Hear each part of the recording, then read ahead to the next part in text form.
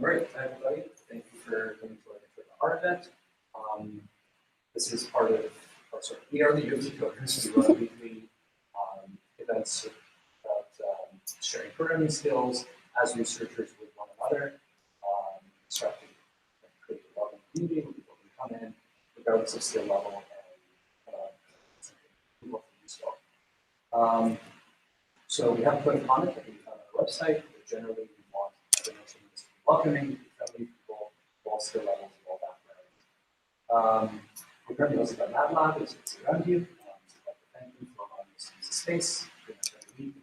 It's really neat to get this up. Finally, just want to mention that if people want to instruct or get involved in the coders, to let myself, Ahmed, or Marco know. So it's kind of custom for us at the start of every lesson. We just kind of introduce ourselves to the room, where we're studying and what we do, and maybe it might be appropriate in this case to mention briefly how familiar you are with R and what skill level is at this role. So I'll start. My name is Ahmed. I'm a second year PhD student with sound systems biology, and I started using R around the time I started grad school. And start again. I'm usually also a second year PhD student. So I have used R for courses. Just Google this. Yeah. Yeah, you know what I mean. You're more familiar with it. You should know. A very similar name. Oh, we can call it CL. That's why I actually it's English. Because we are from the same land. It's okay, my best friend's name is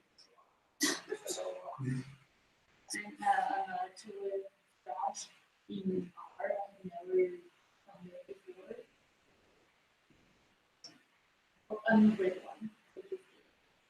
I'll do it next time. So I'm Charles, and I'm a postdoc at UHN. I've kind of never used R. I've used it in intro courses, like there's a community environment workshop, intro to R, so I'm taking that. If any chance to read courses, get some more exposure.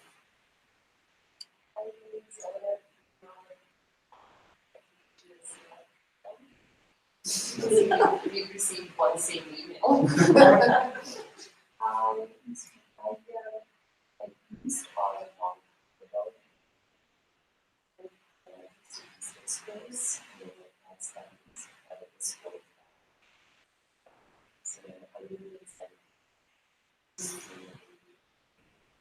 Fantastic. And I'm Margot. I'm a fourth year PhD student in molecular genetics, and I started using R when I started grad school. All right, so I guess I'll start. So first off, does everybody have a copy of RStudio? And can everybody please open it? And then you'll start by opening a new project. Like so. Yes, I'd already increased the text size, but clearly not sufficiently.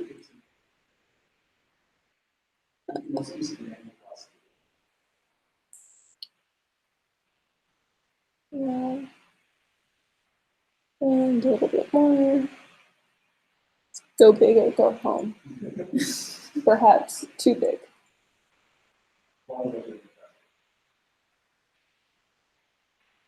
Okay, I think that everyone see at that size.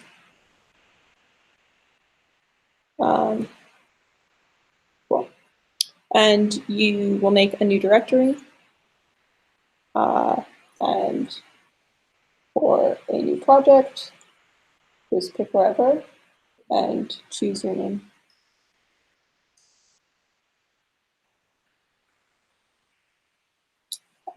So you'll see in my case, I went with like 2019, 05, 23, intro to R. Yep, just click create project.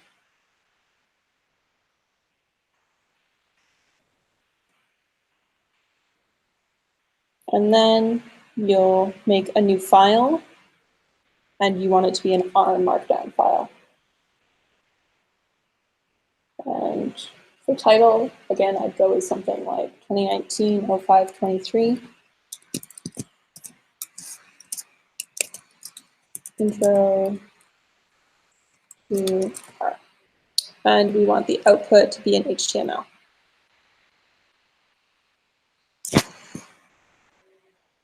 And you'll see what it'll make is a document like this with the title, author, date, and desired output. So this is R Markdown. R Markdown is a way to make reproducible documents, but it also allows you to have code chunks, which is really handy. So you'll see that in our studio, it starts with a whole setup, but you can take everything below those 3 dotted lines, which is sort of like the starting material that like says, the title and stuff like that, and you can just delete it.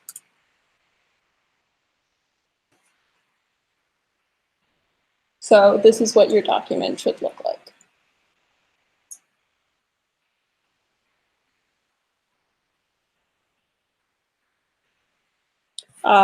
So did everybody install the 2 packages first off? Great. All right, so I would say probably the first thing about our Markdown is you start with going this signal, 1, 2, 3, and then you open curly brackets, and then you can just call it whatever you'd like intro. And then you end this section again with 1, 2, 3. So sections in between are like comments, whereas these sections are stuff that you run. Yep, well, they aren't dashes, they're like under the escape key, at least on my computer. It's like how there's a forwards parentheses, this is like a backwards parenthesis.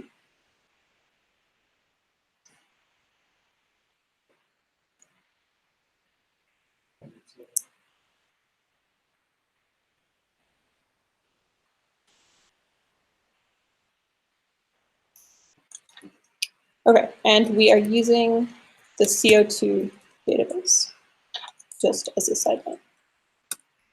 So what I'm going to start with is different ways of viewing things. And the first thing, since there's a couple of people who aren't from R, that I want to talk about is that R is base 1. So lots of programming languages, 0 is the first thing. Like imagine you have a list of words. The first thing would be 0 in order. But in R, that's not true. In R, the first thing is always 1. So if you click CO2 and you click 1, and then you'll just run, and you can run selected line.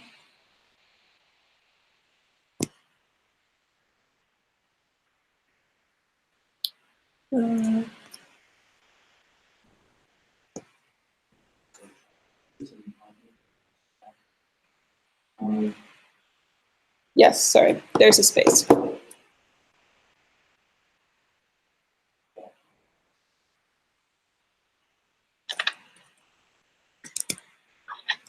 And of course, wow, this is a,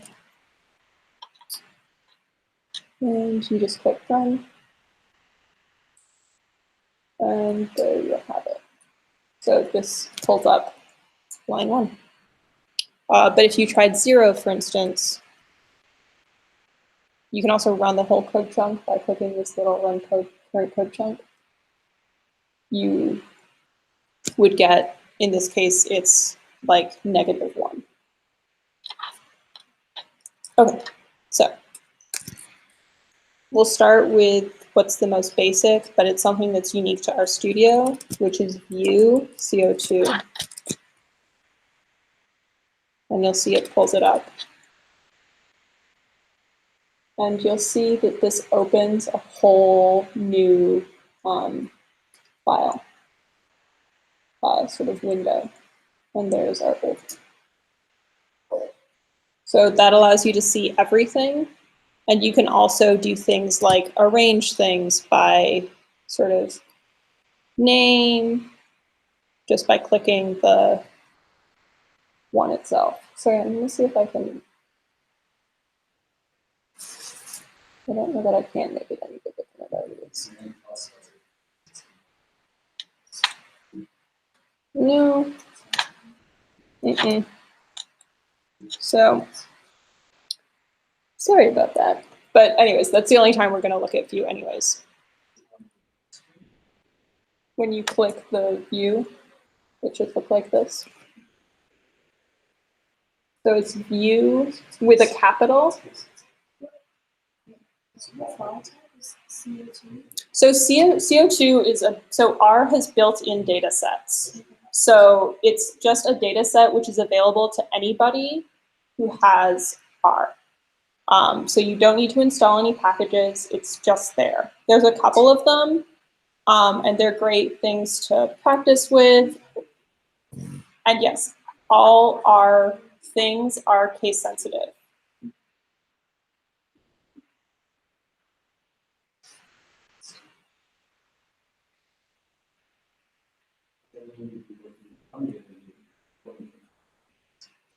Yeah, so, and there are a couple of ways of importing those objects. The easiest in the case of something like CO2. So we'll start with what would happen if you already had a data set in R, which is to where you go write.csv. So CSVs are comma separated objects. So it's basically like a text file. And there's something that, like, if you imported a CSV into Excel, for instance, it would read it very easily. So there's sort of like a universal data file. So you write CSV, and then you go CO2, comma, so whatever the object is, and then you'd open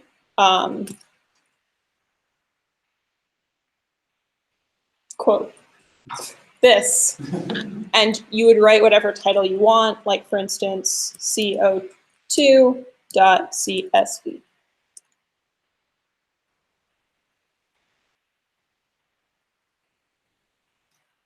And you'll see now CO2.csv.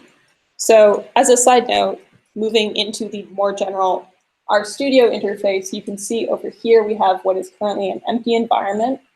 Then we have all these tabs, so files, plots, this would be if you've made any plots, packages, help, and viewer.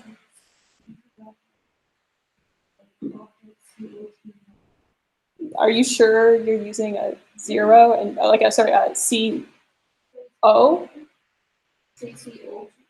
Yeah. CO2. Yeah.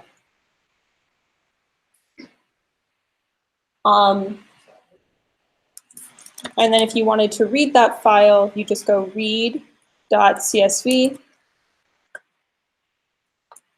CO2.csv.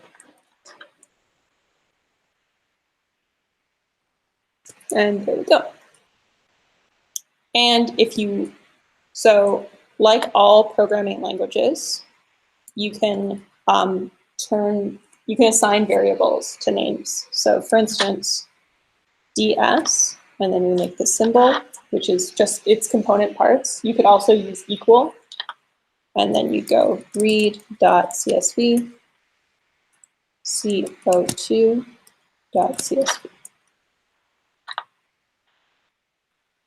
And you'll see when you do this, you now have something called ds in your environment. And you'll see the name, the type, the length, the size, and the value. So 84 observations of 6 variables.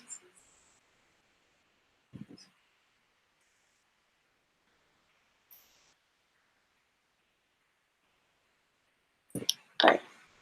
So now using ds, we can look at a couple of different ways of looking at this data. So we've already discussed view. I'll start by saying you can just put the name and it will print. So there we go. But we maybe don't always want to do that. So what if we just want to see the first couple of lines? For that, we go head, DS. So now we see the first 6 lines.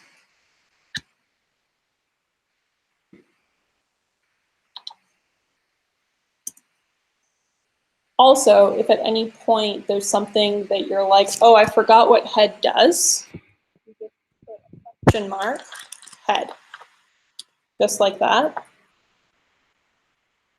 And you'll see it opens now under the help panel, a description of how it's used, what its arguments are, details, values, as well as examples. So if at any point there's something that you're like, oh, I know we used head, but I don't really remember how it works, this help file is the place that you go to find that information. We can also use names. And you'll see this now gives the column names. We can use summary. And what this does is for each of the columns, it will give some statistical summaries. So you'll notice, for instance, for things which have numbers, like concentration and uptake, notice how it gives the minimum, the first quantile, the median, the mean, the third quantile, and the maximum. In contrast, things that are factors like Mississippi and Quebec under type, it gives the number of basically times it's used. So you can see here, for instance, that we have 42 samples that were collected in Mississippi and 42 that were collected in Quebec. We also have 42 that are noted as chilled and 42 non-chilled. And for each of the plants, you'll see that we have 7, again, readings.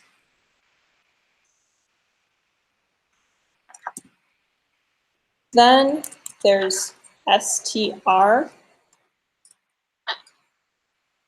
And you'll see what happens this time is it sort of gives a quick look at each of the columns. So X, it's an integer, plant, it's a factor, as well as a couple, type, treatment, concentration, and uptake. Now, for the STR. So it's just a way of sort of capturing a quick, these are all different ways of capturing a picture of your data if you don't want to look at all of it. So obviously here we have a small data set, it's only 5.4 KB. But I personally work with data sets that are maybe 1.2 gigabytes. And you can imagine if you're trying to open that with View, suddenly it will take quite a while to load. And you probably don't actually need to see all the data. Maybe you just have forgotten a column name. And that's where you'd use something like names. Maybe you just want to see a sort of picture of the data, and that's maybe where you'd use head or STR. Or maybe you're just curious about sort of a broader picture of the data, and that's where something like summary is a really good tool to show that, for instance, you know, when we were looking at summary to say, oh, right, I've got 42 observations that are about Mississippi. And it would also be a great way, there's lots of statistics where if you have an uneven data set, so like say Mississippi only had 40 observations to Quebec's 42, you'd say, oh, I've got a problem there. I need to go back and make some changes. I've forgotten to input something, something's gone wrong, I didn't collect those observations in the first place. So that's all really important. And then finally, the last way I'm going to talk about viewing data is actually something which is specific to dplyr, which is one of the packages that I asked you to install beforehand. So having installed a package is just about whether it's on your computer. But that doesn't mean that it's loaded. It's just like it's there. So the way that we load it is with library dplyr. And you'll see it's now attaching things. It's worth always noting that sometimes packages mask commands from other packages. And then we'll use something called glimpse. So at first glance, glimpse and str look really similar. And for a data set like this, which only has 6 variables and it's not very long, they really are. But I want you to look at this and then go back to str and try and see some differences. So you'll see, for instance, that the things which follow the column name are a little bit longer and there's numbers at the end. Whereas in contrast, glimpse is the easiest, most compact way to see every single column at once. So if you have 20 columns, this is a really useful way of seeing what does that data look like again? What does that column look like again? And personally, I'll say out of all of these, I use glimpse and head the most often because, like I said, I often use really big data sets and they're really good ways of capturing a picture. Something to mention, DS here is quite short as far as column length, but you'll notice with head or just the plain one, if it was longer, actually it would get cut off unless you used view or glimpse. So you'd only see a certain number of columns. Obviously, this isn't useful if you're interested in the very last column and you want to make sure it's, got the right format. This is also a great way to check after you perform an operation to make sure that you haven't put, an extra letter somewhere or that the data looks as you would expect it to look. All right, so that is how you view your data. And like I said, when you finish a section, you're going to do those back quotes. And then you have this section where you could type up information or comments like, this is where I learned how to look at my art data.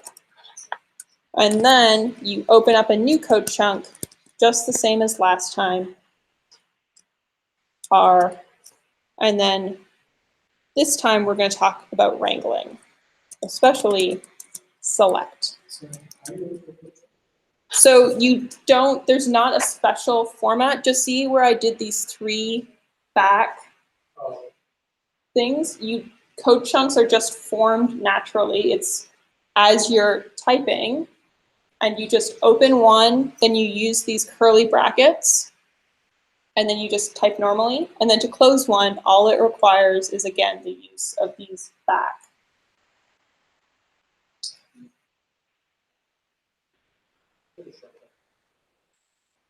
Yeah.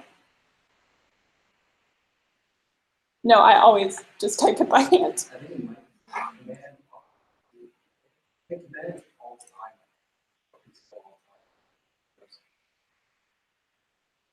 time. So far, no.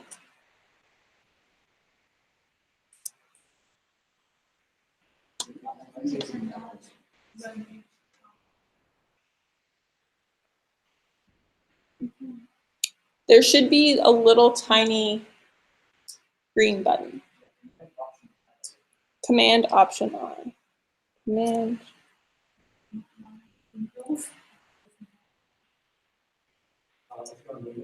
Yes, Command Option I.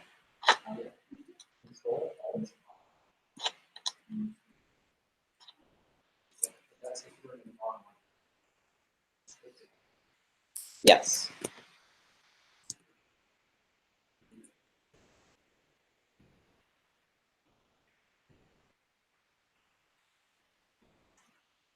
All right, so now I'm going to talk about how you go about selecting data. So we start with select, and it's a dplyr specific code. So if you hadn't loaded dplyr using library, it wouldn't work. So we just go select, and then we'll use ds, and we put a comma, so whatever we're interested in this case, the object is ds, comma, and then you just put a column that you're interested. In this case, let's just say plant. And you'll see now it will select that column and that column alone. If you wanted a couple of columns, there's a couple of different ways to do this. So the first is with commas. So you just go ds, comma, plant, and maybe you also want type and treatment. And now you see plant type treatment. A third way, if you have columns in order, is to go select ds, and now this time we're going to go plant through to treatment. So you click this, you'll notice it gives the exact same result, but we didn't have to type in type this time because it just went through those columns. We can also use this to remove columns. So say we aren't interested in the column X, we go minus X. We also aren't interested in the concentration column, all right, minus concentration. And we aren't interested in uptake. Again, minus uptake. And you see, again, the exact same output. So all of these three things, select ds, comma, plant, comma, type, comma, treatment, select ds, comma, plant through treatment, and select ds minus X, minus concentration, minus uptake. They all produce the same thing, and which one you use will depend on what you're interested in achieving. So read is looking at a file which is on your computer, like in a folder. Whereas all of this is working on something which is in your environment, like DS. Oh, so that just for you to look at it? You can have it. Well, more think about it as a way you are operating on it. So the way this works, this is selecting things. So think about like, okay, for instance, see X up here, where it might be like, what does X really do? It's really not something I care about. And then you'd go select ds, comma, minus X. And now you have the data set, but without that column that you weren't interested in. And then you can do more things. Because you're doing basically the same as That's one option, but you can also do some other things. So on that note, let's finish that code chunk and make a new one. And this one we're going to call wrangle type. So one of the cooler things that you can do in R is using dplyr, and this is something that relies on magit tr. Yeah, is basically a way of daisy chaining commands one to another. And this is how it works. So let's take select ds minus X.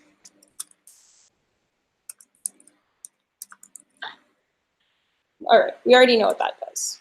But now we go ds, and this time we're going to use pipe, which is that symbol. And now we enter a new line, although you don't have to enter a new line, it just is easier to read this way. And now we'll say select minus X. And now let's see what happens when you run that. And you should see that it looks exactly the same. And in fact, there's a whole bunch of different ways of running this. So you may wonder, look, how does this work? Well, this is equivalent to the following command. Select minus X. So the minus is implied in this first, sorry, not the minus, the dot is implied in that first example. Dot in R is basically used as a way of being like that thing we're working on. It's like a temporary variable. And again, works exactly the same. And in fact, you could keep going. So say you're like, oh, I've selected a thing. Now I want to select type. Again, we run it. Now it'll select type. Obviously, if you're just stringing together select commands, this is not super helpful. But if you want to select a column and then do some more things, like maybe you're interested in like, I want to select the type column and the concentration column, and then I'd like to perform an operation on the concentration column. This is how you do it with piping. All right, and let's make a new code chunk. So that's piping. This one we'll call wrangle rename.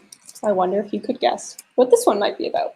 Sometimes there are columns that maybe, we imported something from Excel and we named it something that's not super useful and we'd like to call it something else. Or in this case, maybe you're like, wow, I really don't like that concentration and uptake are both lowercase.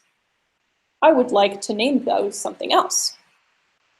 So there are two ways of doing it. You can use select and you can use rename. It's equivalent.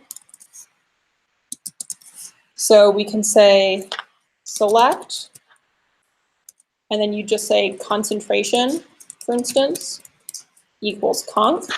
So in this case, what you're doing, the first one has to be the new name, and the second one is the old name. Let's see, we'll do this. Now it has a new name, but you can also use rename. So select has this implied selection of the column, but what if you just want to change the name of that column? Well, we can do that too. And we use rename, and it works exactly the same way. Concentration.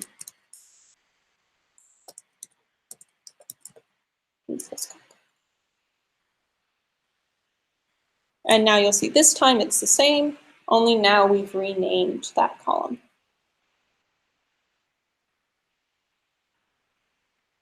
And this could be something as simple as fixing a spelling mistake. It's important to note that our programming is probably the thing in the world that still most strongly cares about how you spell. Like almost all the time, if you've made a mistake, the mistake is that and in fact, I almost, see, look, I said concentration, and notice there's a spelling mistake. And maybe not a spelling mistake that I noticed. And I could go forth trying to do things and be like, why isn't this working? I renamed this column. And well, there's your answer. There's a spelling mistake. All right. So that's selecting and that's renaming. And we'll make a new code chunk. But that kind of, maybe it's a bit boring. Maybe you want to do a couple of other things. So maybe what you want to do is you're only interested in things where the type is Quebec. You've collected all this data, but really you're just interested in the Quebec for whatever reason. And we'll call this wrangle filter. I'll point out that one of the great reasons why you should title these is because it saves yourself a lot of work. You'll see that already we're at like 56 lines of code. You can imagine if you had like 200 lines of code and you're trying to find that one cool thing that you know is there somewhere, having titles is a really great way to be like, right, it's in that section. All right, so you're only interested in Quebec, and it's just like the other time. Just like select, new line, and now this time we'll use filter. Now filter could be for strings and it could be for numbers. It can be true, false, basically anything that's a test which will lead to a logical output is something you can use on filter. So for instance, you're interested in things where the uptake is greater than 20.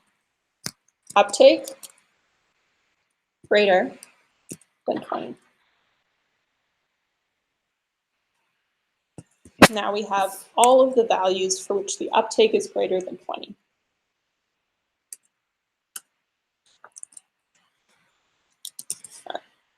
What about if you're interested in an exact match? For that, you'd say, for instance, type. You have to use equal equals, so 2, not 1, because 1 is a way of storing variables. Then you'll open your string and say Quebec.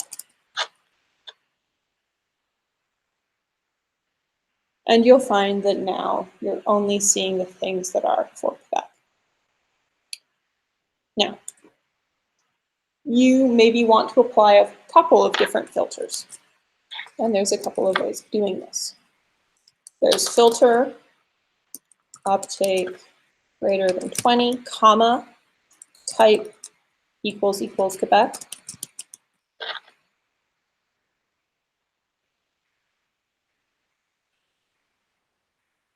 You can also do the same thing, only with the and symbol. And of course, you could always pipe them one after the other. The and symbol.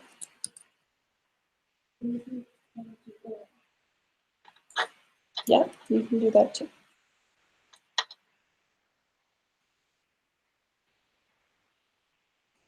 There's the or symbol. And you can also use or, I think.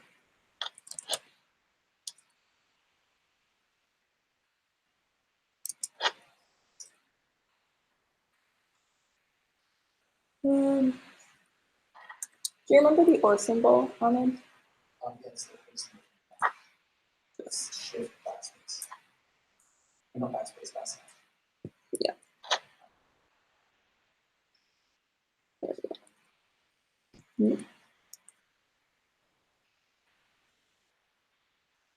Yeah. And again.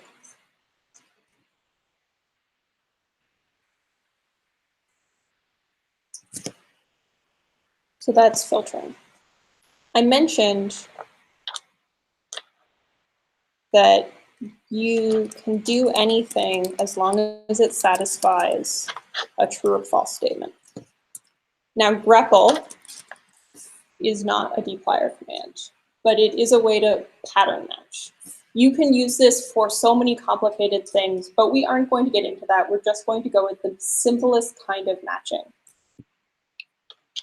which is a simple string match. So it works exactly the same.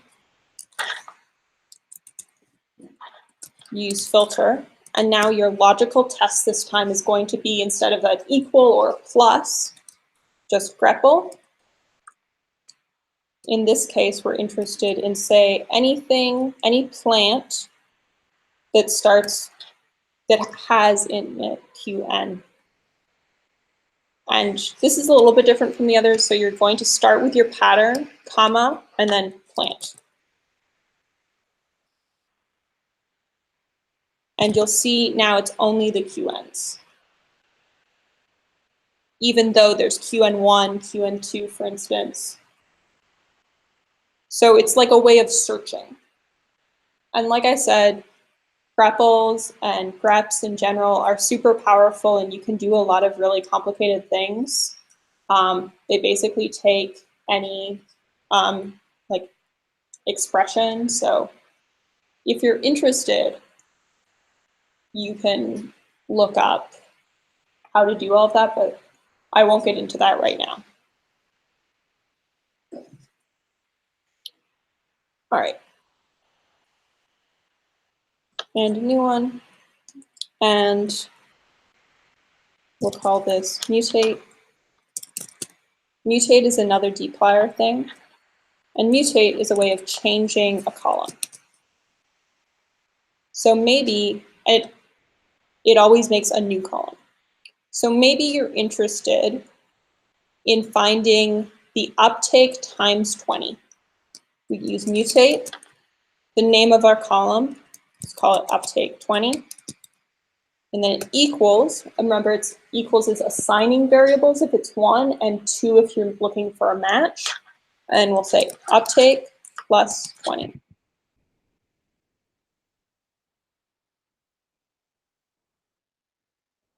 And you see now we have a new column called uptake underscore 20. And you can also use multiple columns. Maybe for some reason you would like to add concentration and uptake. You would just say concentration plus uptake. Furthermore,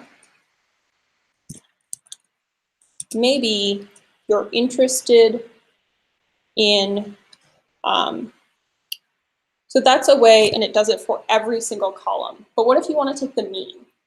Well, that's something which will collapse columns, right? So let's just start very simply. And we use summarize. And we'll say mean, uptake, and we just put the mean of the uptake. All right, the mean uptake. But probably this actually isn't super useful to you, right? Presumably you ran this experiment for a reason. You're interested in, for instance, the difference between Quebec and Mississippi CO2 emissions. All right, and for this we use something called group underscore by. And let's say we want to group by type. Now run it again and see what happens. And what you should see is that now we have grouped by type, and then we've collapsed. You could use this for mutate too. And if you're interested in, say, type and plant, or maybe type and concentration, you just put in a comma. We'll run it again, and now you'll see the same breakdown. And it's worth noting if at any point you want to ungroup, you just put it like that, so that you aren't, and I, in fact, recommend always doing this because you do carry groupings with you and you don't want to take the mean and forget that, oh, I actually grouped this before. All right, so that's group by and summarize. And the very last thing I want to talk about is probably one of the more difficult portions of this, in part because it's quite unintuitive. But I think it's really important. So we'll start with a new code block.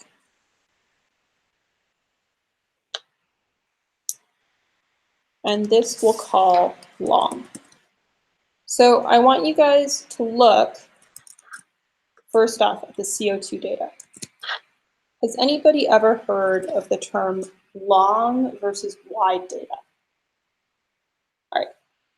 What do most of your Excel files look like? Are they wide or are they long? Who says long? Raise your hand.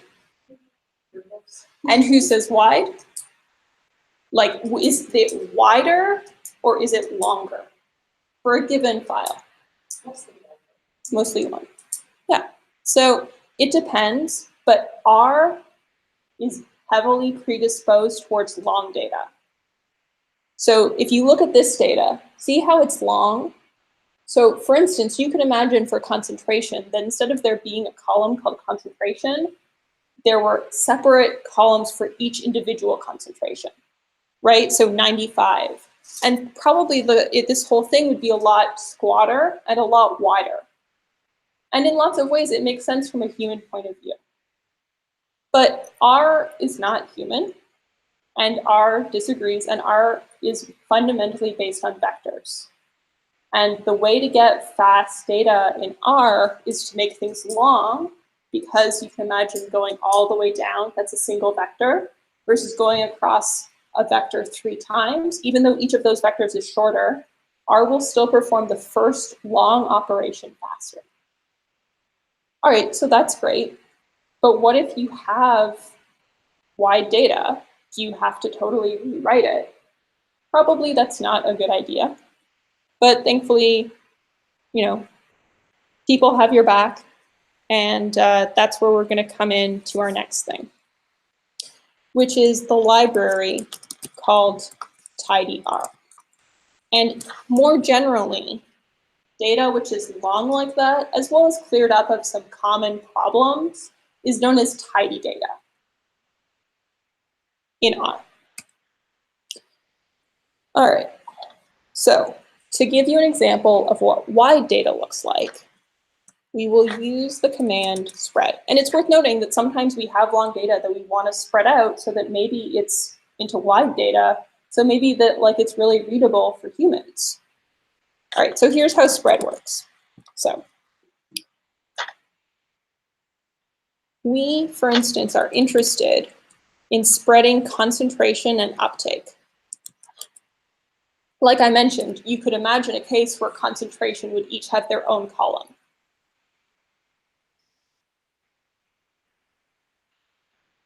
Oh, sorry. Do be sure to run the library first. There we go.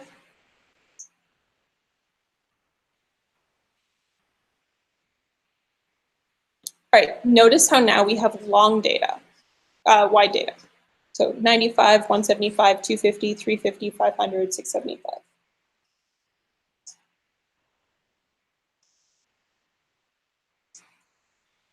And if we start by removing X,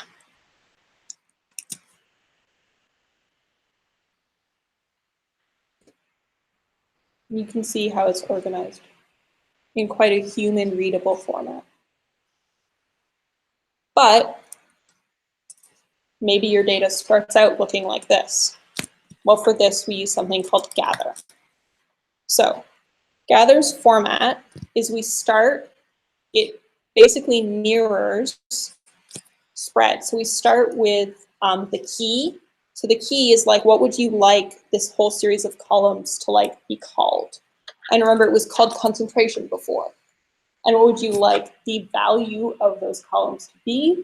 Well, that was uptake. And then you just have to select which columns you're interested in. In this specific case, it's just like all the other selections. You can do one at a time, you can unselect columns, and you can go through them. So in this case, I go minus plant, minus type, and minus treatment, because otherwise it'll take all of them. It'll assume that all of them are the ones that you want. And you should now, when you run all of this,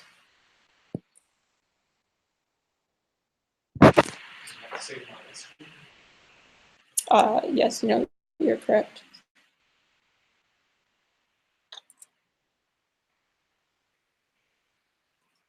And it'll be unhappy because I didn't select all of it. There we go. So you'll see we've returned to our original.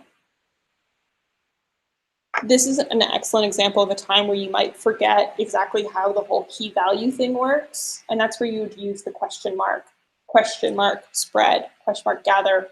Maybe you forget which one is which. That's totally normal. All right.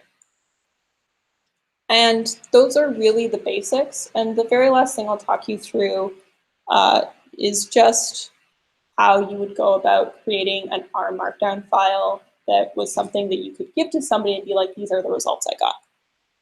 And honestly, in RStudio, I'll actually do the simplest thing, which is you just click knit. It'll ask me where I want it to be knit to, because it wants a name. And you'll see down here, it's thinking and working.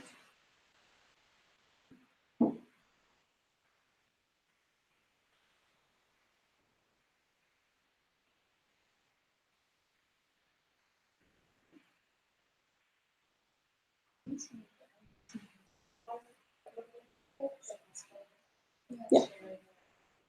Yep. So notice here, just that little knit button. You could also, by the way, use like all of the stuff up here. For instance, if you wanted to check for package updates, that's under tools. If you wanted to set your directory and stuff like that.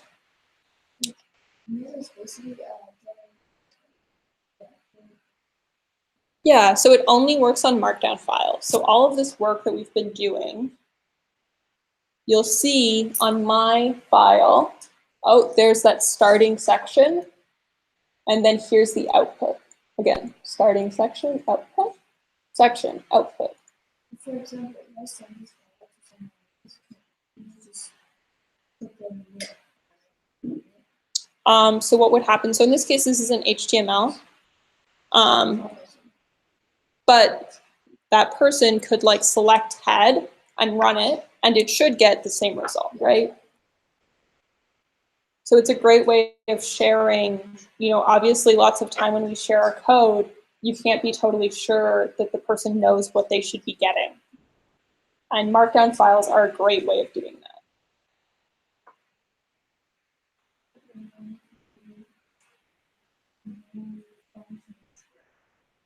that. Did you install the library tidyr?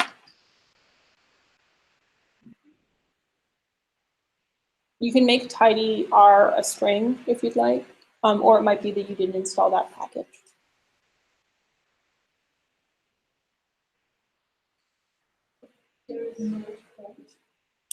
You can do it with or without quotes. Always do quotes first, but there's a couple of things that it will allow you to not use quotes for.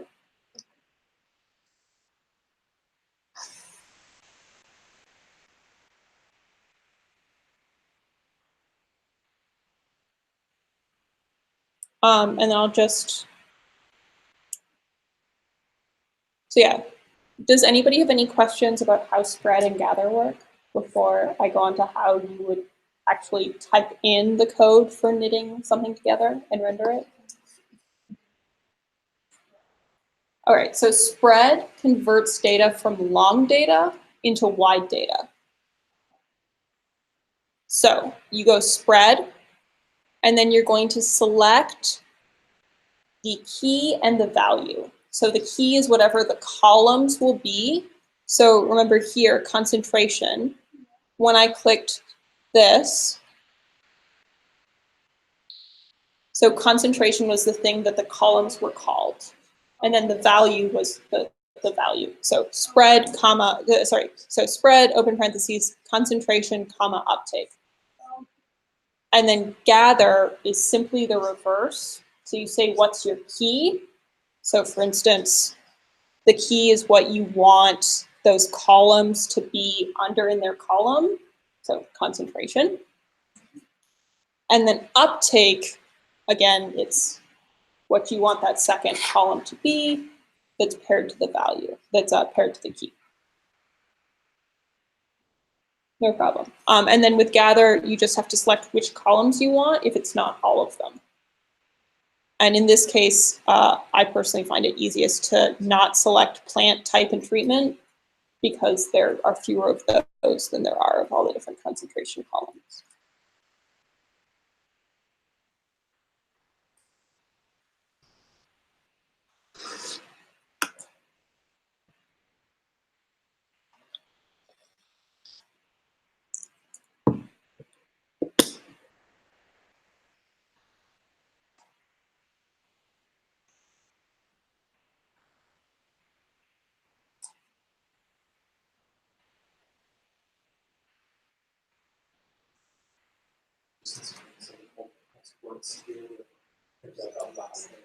Yes, yes. It can be slow.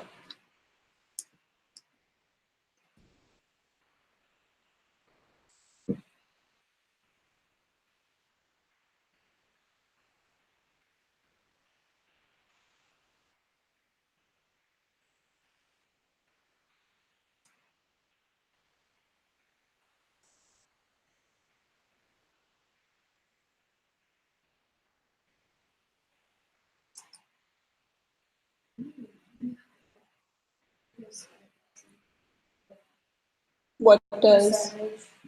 So that's the pipe. So that's how you link together. Okay, so imagine if you were trying to perform all three of these operations, right? Traditionally, like in math, right? You'd have to start with the closest thing in parentheses, then you'd make bigger parentheses and bigger parentheses and bigger parentheses. Obviously, that's not super readable and it can be quite confusing.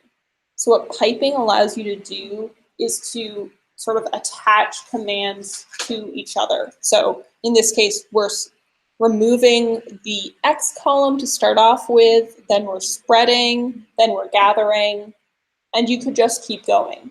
There's really no limit to piping as long as it's all applying to that initial data set.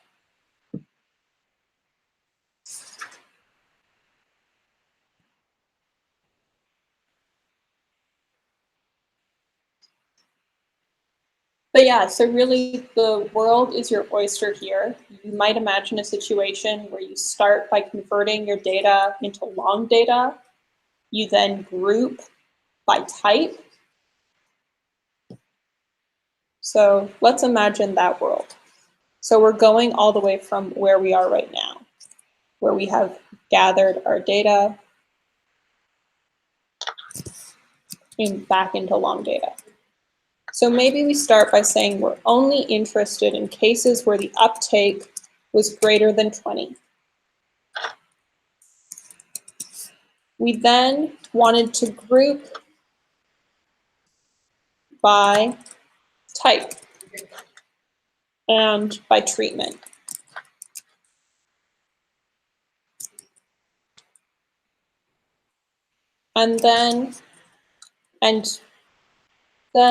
And maybe even by concentration. And then we were interested, using summarize, in the difference between those means, mean, uptake.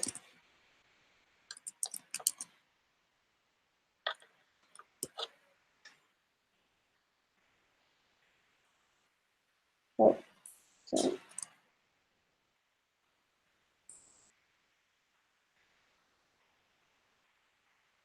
All right, so there we go. So now we would have long form data. We've taken the type, the treatment, and the concentration. We found the normalizations. And we say, oh, wow, like look at how much higher, for instance, Quebec at 1,000 is than Mississippi. Maybe that's something we're interested in. Maybe we instead wanted the median.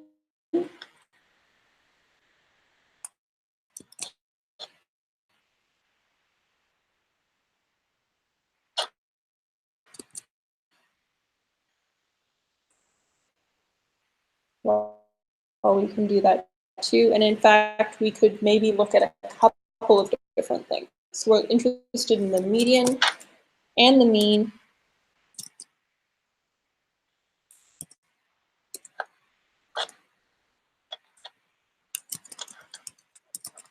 And we're even interested in this standard deviation. And I want to specify here that, like, although these are all built-in commands, just like max and min, you could do like plus, minus, divide. Really, like the world is your oyster there. So that's the pipe symbol here. That's the commands. We would either have to keep saving new variables, or we'd have to nest things in a sort of series of parentheses. Pipe is what allows us to chain, like a daisy chain, commands one after the other. So we're saying DS, we want to select. And then on that existing data set, without saving or anything like that, we want to now spread. And then we want to gather. And then we want to filter. And then we want to group by. And then we want to summarize.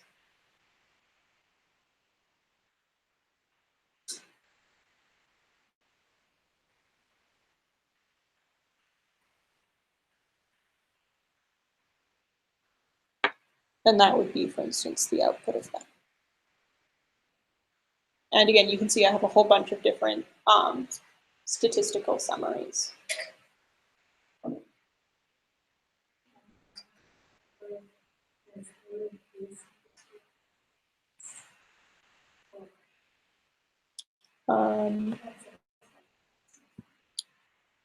It might be, oh, I think I probably know what happened. I think because you missed the beginning of the session, you never wrote the CSV. So it was only when you wrote, when I wrote the CSV that X column appeared. So that's probably why. Well, wrote and then read in that CSV, because CO2 is a data set which is just comes with R. There's a whole bunch of different ones. There's also something like Iris is a really classic one. These data sets cannot be Yes. No, you can't alter them directly. Like if I pulled up CO2 and stuff like that, or even if I like assign CO2, it still wouldn't change the base.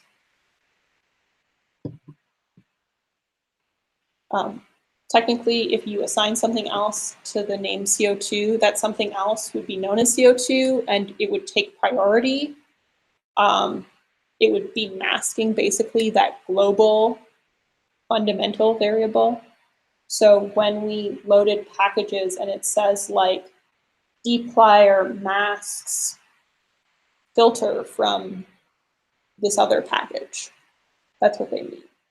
It's not that it's fundamentally altered that CO2 data set, there's just something in the way that it would access first unless you specify. And the way you specify is just like this. Dplyr, for instance. So this explicitly says, I want to use dplyr select. If you were making code that you were going to put up on CRAN, which is a repository of R packages, this is the kind of thing you want to do to be sure that no matter what packages a person has loaded, when they load your package, it's always going to pull the right select.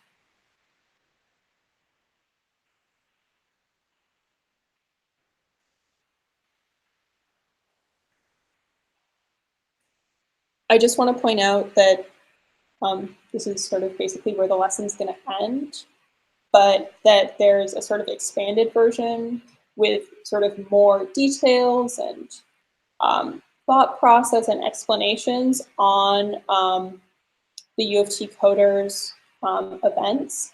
There's like a whole big lesson. And at the end of that, there is a challenge problem that uses a different data set, and it's a data set called Swiss. Swiss is, for instance, like wide data and stuff like that.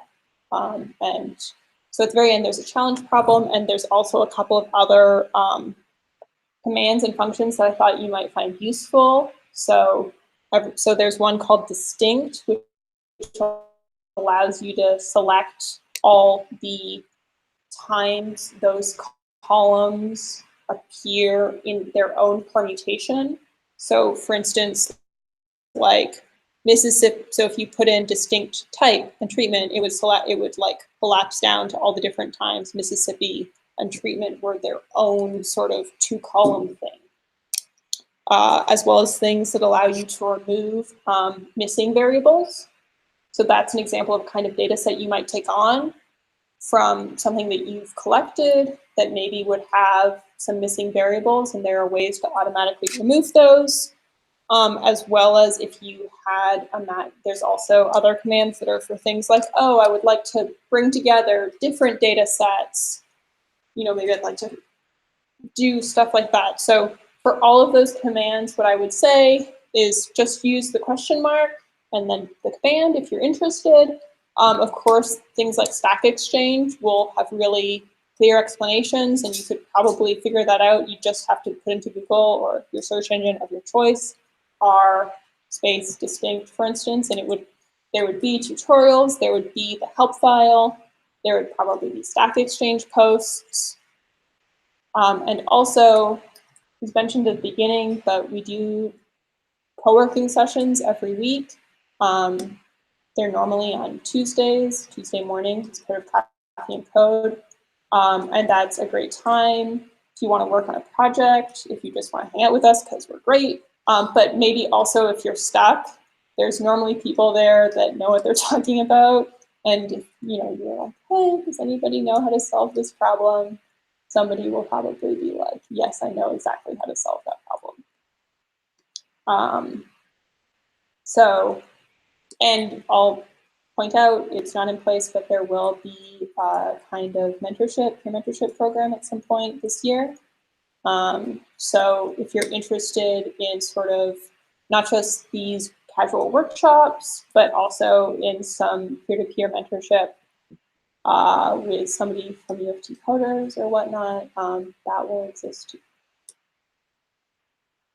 You people have any questions? Of course, you're welcome to leave. If you have like a sort of more general, like, hey, I've been trying to do this thing, like I'll be around for a while afterwards, and I'm happy to be like, here's how I would go about doing that thing. I'll also say that if any of you are like, okay, this is all great, but I'd actually love to write some functions in R using tidy, like the whole tidyverse, which is all this stuff, let me know, and I'm happy to run that. I'll say it's, tidyverse is like super cool and easy when you aren't making functions with it, but it does become a lot more complicated when you are. But it's totally possible to do so. But I would probably go to that workshop if you're interested, because, well, this kind of stuff, there's great tutorials online. I have personally found that the tutorials for how to program with the tidyverse are less good. But like I said, all this stuff is really great, and there's no reason why that should stop you from writing functions with it. So yeah, like I said, if you have any questions, you're welcome to come up or raise your hand, or you can leave. Is that all